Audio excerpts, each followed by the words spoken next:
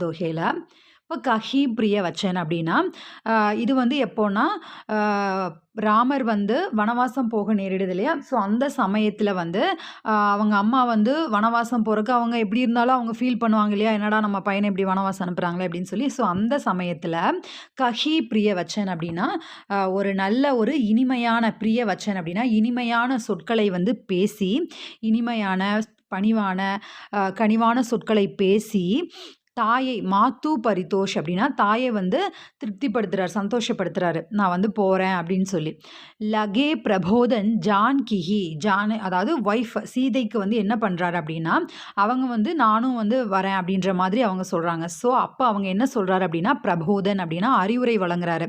என்னன்னா, பிபின் குணு தோஷ் அப்படின்னா, காடினுடைய அந்த நன்மை தீமைகளை பற்றி. ஏன்னா காடு அப்படின்றது எப்பவுமே ஒரு சேஃபஸ்ட் பிளேஸா இருக்காது இல்லையா? அங்க வந்து நிறைய விலங்குகள்